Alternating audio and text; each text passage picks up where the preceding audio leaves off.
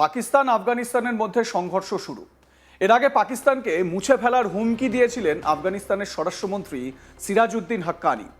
এমন একটি ভিডিও ভাইরালও হয়েছিল। এই পরিস্থিতিতে রীতিমতো চাপে পাকিস্তান। উঠে আসছে বিভিন্ন আপডেট। পাকিস্তান এবং আফগানিস্তানের মধ্যে সংঘাত ঠেকাতে মধ্যস্থতা করার প্রস্তাব দিয়েছে ইরান। ইতিমধ্যেই ইরানের বিদেশমন্ত্রী আব্বাস আরাকচি সোশ্যাল মিডিয়ায় জানিয়েছেন দুই দেশের মধ্যে সহযোগিতা বৃদ্ধি করতে যে কোনো সাহায্যে ইরান প্রস্তুত। কিন্তু পাকিস্তান অন্য দেশের সঙ্গেও কথা বলছে বলে জানা যাচ্ছে। এক্ষেত্রে পাক বিদেশমন্ত্রী ইশাক দার সৌদি আরবিয়ার বিদেশমন্ত্রীর সঙ্গে যোগাযোগ করেছেন বলে জানা যাচ্ছে। এই প্রসঙ্গে সৌদির সঙ্গে পাকিস্তানের পারস্পরিক কৌশলগত প্রতিরক্ষা চুক্তি রয়েছে। কয়েক মাস আগে সৌদি আরবিয়ার সঙ্গে স্ট্র্যাটেজিক মিউচুয়াল ডিফেন্স এগ্রিমেন্ট স্বাক্ষর করে পাকিস্তান। সেই সময় বলা হয়েছিল বহির্শত্রুর আগ্রাসন সামাল দিতে এবং দুই ইসলামী দেশের মধ্যে নিরাপত্তা ক্ষেত্রে সহযোগিতামূলক সম্পর্ক মজবুত করতেই এই চুক্তি। আর সেখান থেকেই প্রশ্ন উঠছে, তবে কি আফগানিস্তানের মার থেকে বাঁচতে এবার সৌদির পা ধরতে চলেছেন শাহবাজ শরীফ? উল্লেখ্য, আবারও উত্তপ্ত হয়ে উঠেছে আফগানিস্তান ও পাকিস্তান সীমান্ত। গোলাবর্ষণ, মর্টার হামলা আর পাল্টা বিমান হামলায় কেঁপে উঠছে পাহাড়ি এলাকা। দুই দেশের মধ্যে দীর্ঘদিনের টানাপোড়েন এবার যেন নতুন করে ভয়াবহ রূপ নিচ্ছে। পাকিস্তানের প্রতিরক্ষা মন্ত্রী স্পষ্ট ভাষায় জানিয়েছেন তাদের দেশের ধৈর্যের সীমা শেষ। এমনকি তিনি প্রতিবেশী তালিবান শাসিত আফগানিস্তানের বিরুদ্ধে খোলা যুদ্ধের ঘোষণাও করেছেন। ফলে দক্ষিণ এশিয়ার এই অশান্ত অঞ্চলকে ঘিরে উদ্বেগ বাড়ছে আন্তর্জাতিক মহলেও। এই সংঘাত নতুন নয়, বরং বলা যায় দুই দেশের সম্পর্ক অনেকটা আগুন ছাইয়ের মতো। কখনো পরিস্থিতি শান্ত, আবার হঠাৎ করেই বিস্ফোরণ। পাকিস্তানের শক্তিশালী, সুসজ্জিত এবং পারমাণবিক অস্ত্রে সজ্জিত সেনাবাহিনীর মুখোমুখি দাঁড়িয়ে আছে বহু বছরের যুদ্ধ অভিজ্ঞ আফগান তালিবান সেনা, যারা দীর্ঘ 2 দশকের লড়াইয়ের পর 2021 সালে আমেরিকা ও ন্যাটো বাহিনীকে হারিয়ে কাবুলের ক্ষমতায় ফিরেছিল। ফলে সীমান্তে উত্তেজনা মানেই বড় সংঘর্ষের আশঙ্কা। সর্বশেষ সংঘাতের সূত্রপাত হয় বৃহস্পতিবার গভীর রাতে। আফগান তালিবানের সামরিক বাহিনী পাকিস্তানি সীমান্তের বিভিন্ন পোস্টে হামলা চালায়। এই সীমান্ত প্রায় 1600 মাইল দীর্ঘ, যা দুর্গম পাহাড় আর মরুভূমির মধ্য দিয়ে এঁকে বেঁকে গেছে। বহু জায়গায় সীমান্ত চিহ্নিতকরণ নিয়েও দীর্ঘদিনের বিরোধ রয়েছে। কাবুলের তরফে জানানো হয় এই হামলা ছিল পাকিস্তানের আগের বিমান হামলার প্রতিশোধ। অভিযোগ, সপ্তাহান্তে পাকিস্তান আফগানিস্তানের ভিতরে সন্দেহভাজন জঙ্গি শিবিরে বোমা ফেলেছিল। সেই হামলায় অন্তত 18 জন নিহত হন বলে দাবি করা হয়েছিল।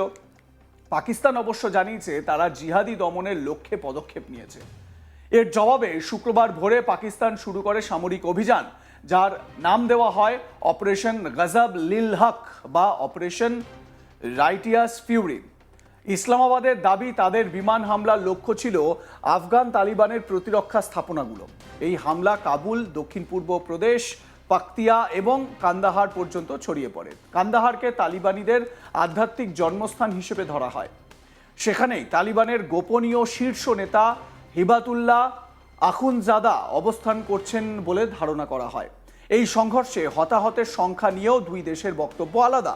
পাকিস্তান দাবি করেছে তাদের হামলায় 133 জন আফগান তালিবান সেনা শেষ হয়েছেন। অন্যদিকে আফগানিস্তান বলছে তাদের 8 জন সেনা জানে শেষ হয়েছেন। তবে সীমান্তের দুর্গম এলাকায় স্বাধীনভাবে তথ্য যাচাই করা কঠিন। ফলে প্রকৃত পরিস্থিতি কতটা ভয়াবহ তা স্পষ্ট নয়। পাকিস্তানের উত্তর পশ্চিমাঞ্চলের বাজাউর জেলায় একটি মর্টার শেল একটি বাড়িতে আছড়ে পড়ে। এতে অন্তত 5 জন আহত হন। উল্লেখ্য, দুই দেশের সম্পর্কের ইতিহাস জটিল। অর্থনৈতিক ও সাংস্কৃতিকভাবে ঘনিষ্ঠ হলেও রাজনৈতিক ও নিরাপত্তার প্রশ্নে দ্বন্দ্ব দীর্ঘদিনের। গত অক্টোবরেও বড় সংঘর্ষ হয়েছিল। তখন কয়েকদিনের রক্তক্ষয়ী লড়াইয়ের পর ভঙ্গুর যুদ্ধবিরতি কার্যকর হয়, কিন্তু সেই শান্তি বেশি দিন টেকেনি। 2001 সালে 11 সেপ্টেম্বর হামলার পর যখন ন্যাটো বাহিনী আফগানিস্তান আক্রমণ করে এবং তালিবান সরকারকে ক্ষমতা থেকে সরিয়ে দেয়, তখন পাকিস্তান গুরুত্বপূর্ণ ভূমিকায় ছিল। আফগান তালিবানের বহু সেনা পাকিস্তানের সীমান্ত এলাকায় আশ্রয় নেয়। সেই সময় পাকিস্তানকে তালিবানদের অন্যতম পৃষ্ঠপোষক হিসেবে দেখা হতো। আমেরিকা সমর্থিত আফগান সরকারের বিরুদ্ধে দীর্ঘ বিদ্রোহে এই সীমান্ত অঞ্চল গুরুত্বপূর্ণ ভূমিকা পালন করে।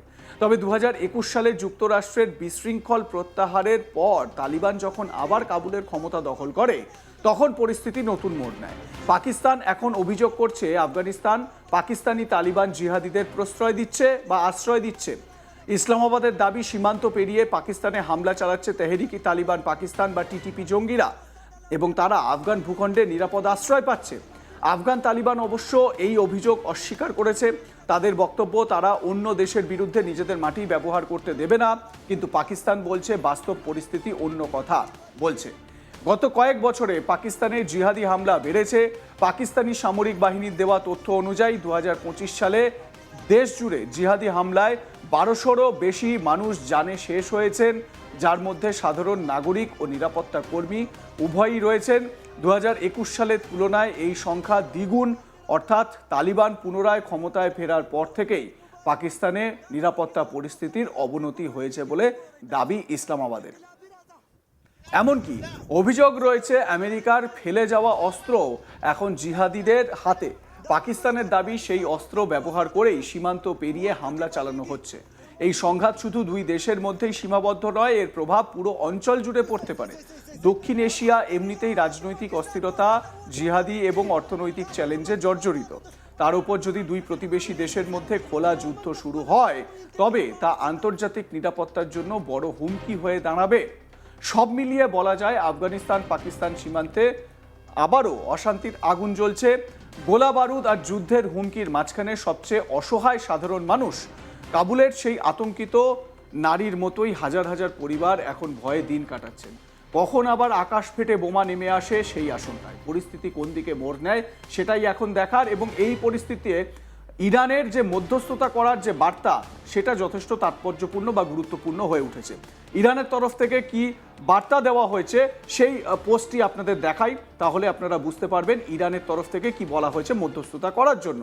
এআই দিয়ে বাংলায় অনুদিত ভুল ত্রুটি থাকতে পারে।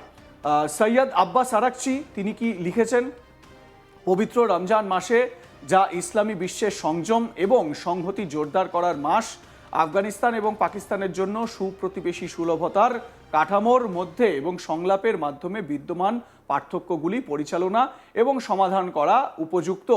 ইসলামী প্রজাতন্ত্র ইরান দুই দেশের মধ্যে সংলাপ সহজতর করতে এবং বোঝাপড়া ও সহযোগিতা জোরদার করতে যে কোনো সহায়তা প্রদান করতে প্রস্তুত। সৈয়দ আব্বাস আরাকচি, যিনি ইরানের বিদেশমন্ত্রী, তিনি এই পোস্ট করেছেন, মধ্যস্থতা করার ইচ্ছা প্রকাশ করেছেন, এবং যদি দুই দেশ রাজি থাকে তাহলে ইরান এই সংঘাতে মধ্যস্থতা করতে পারে। কিন্তু পাকিস্তান তো সৌদি আরবিয়ার সঙ্গে চুক্তিবদ্ধ। কি চুক্তিবদ্ধ? চুক্তিটা, এই ডিফেন্স চুক্তি অনেকটা এরকম, পাকিস্তানের ওপর যদি কোনো হামলা হয় তাহলে সেটাকে সৌদি আরবিয়ার ওপর হামলা হিসেবে গণ্য করা হবে এবং সৌদি আরবিয়া পাকিস্তানকে স্ট্র্যাটেজিকভাবে সাহায্য করবে, সেটা সেনা সাহায্যও হতে পারে। এবার দেখার, এই দুই দেশ আফগানিস্তান পাকিস্তানের এই যুদ্ধ কোন দিকে মোড় নেয়। লাইক কমেন্ট শেয়ার করতে ভুলবেন না। দেখতে থাকুন আজ তাক বাংলা। সাবস্ক্রাইব করুন আমাদের ইউটিউব চ্যানেলটি, বেল আইকন প্রেস করুন নোটিফিকেশন পেতে।